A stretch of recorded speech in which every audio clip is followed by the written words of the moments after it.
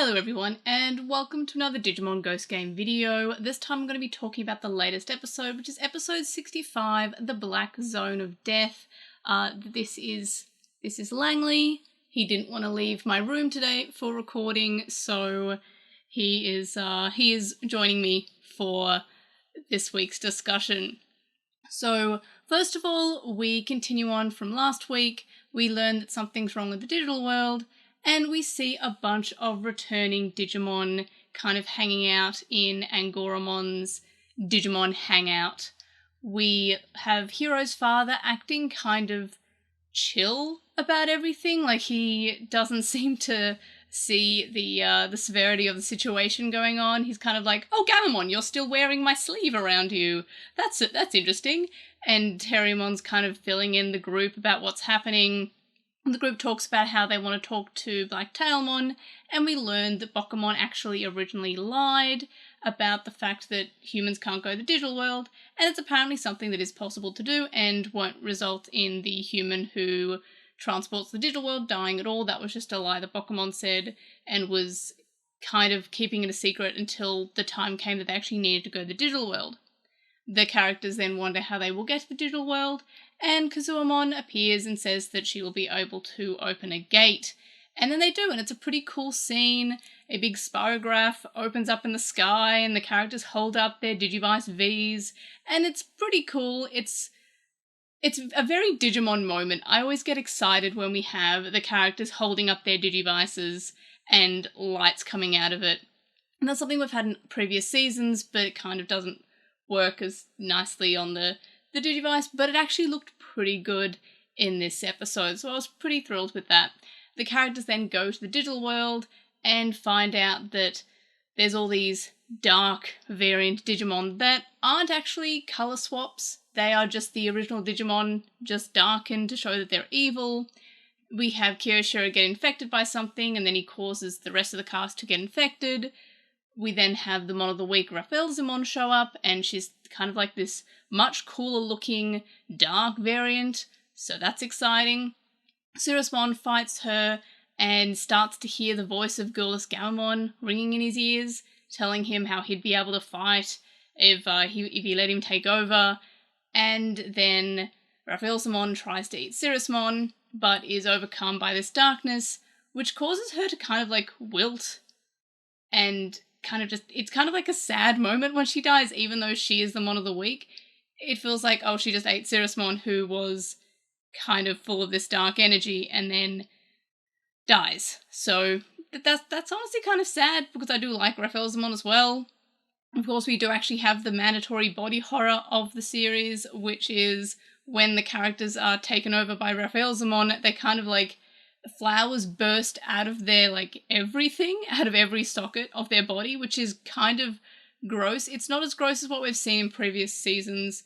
In fact, it's just kind of very quick. It doesn't various previous episodes, not seasons. It's not as body horror-esque as we've had in previous episodes this season, but it is still kind of a little bit full on. Anyway, the characters then take Saberdramon, who is another returning Digimon, which is great to see. And when asked about Dark Lizardmon, we learn about Dark Lizardmon being taken over by the darkness. So Dark Lizardmon's not around, but Saberdramon is to be a taxi. It's nice that we get to see Digimon. Yes, Langley, you're very cute and I love you.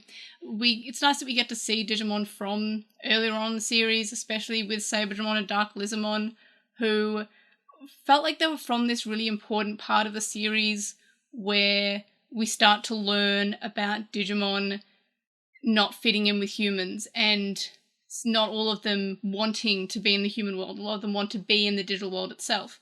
So it is nice to have Saberdramon back for this, but it is a shame to hear about Dark Lizardmon.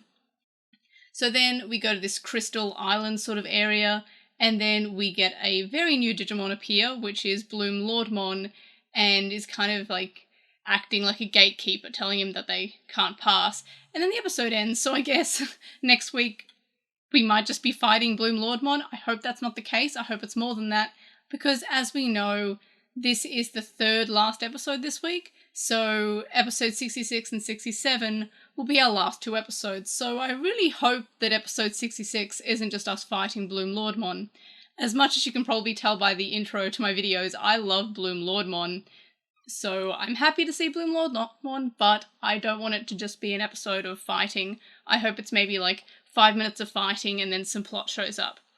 Because this series will only have 67 episodes, and I don't want to spend the second last one just fighting like the Gatekeeper. That would be a little bit of a shame, but it is nice to see Bloom Lordmon animated.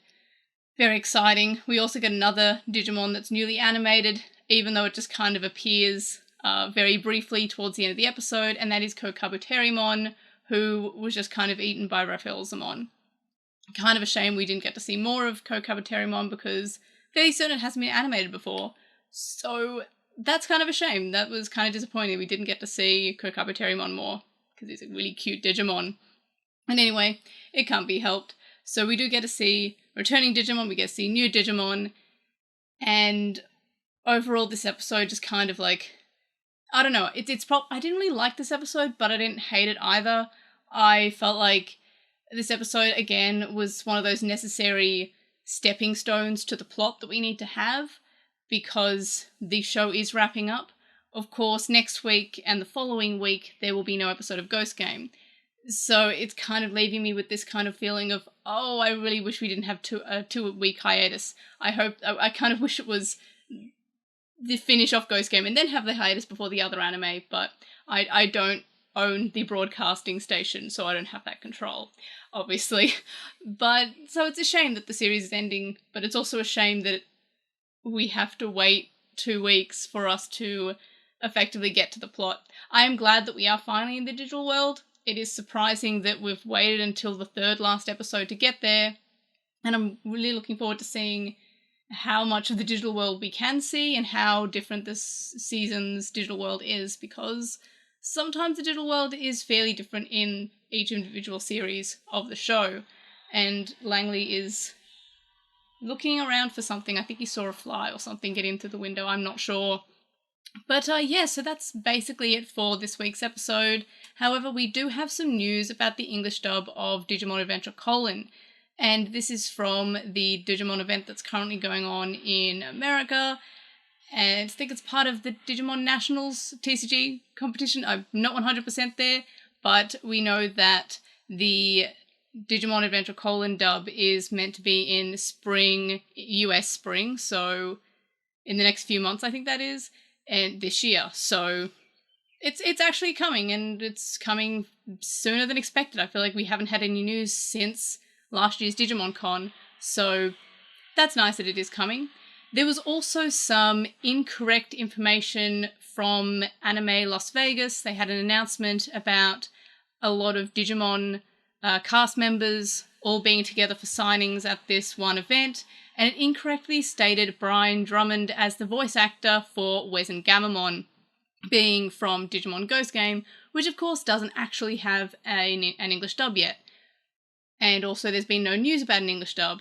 However, this tweet was deleted within a few hours of being posted, and Brian Drummond himself has said that he is not involved in the Digimon signing event.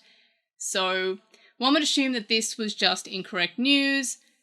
It would have been kind of weird for them to just announce Digimon Ghost Game in this way, in a cast member signing picture instead of like an actual announcement, especially since we don't actually have the Colon English dub yet. It would be weird to have the Ghost Game dub happen while the Colon dub hasn't happened or is happening.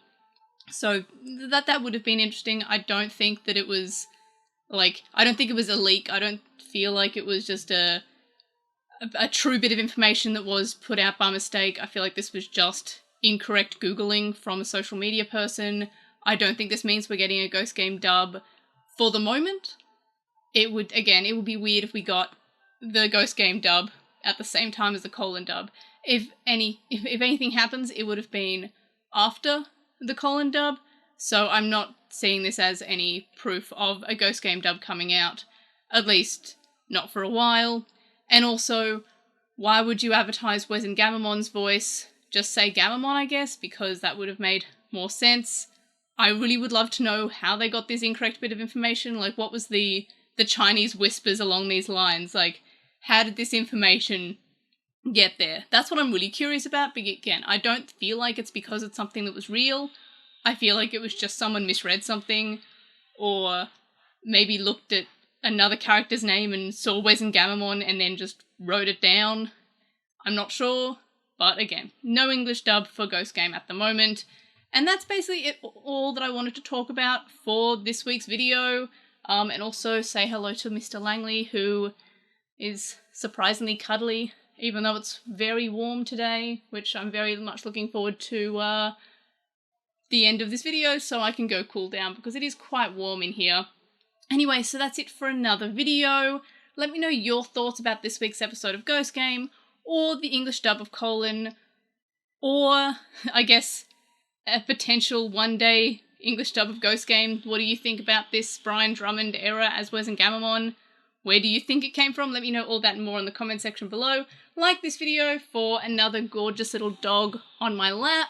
Subscribe if you haven't already. And of course, if you have subscribed, tell your friends, tell your family, tell your adorable little dog, who I'm sure has YouTube and watches YouTube all the time, because my dog does. I put on the duck channel for him because he has anxiety and the ducks make him feel calm. I love him very much. In any case, thanks for watching this video, and of course, I'll see you in the next video. Bye!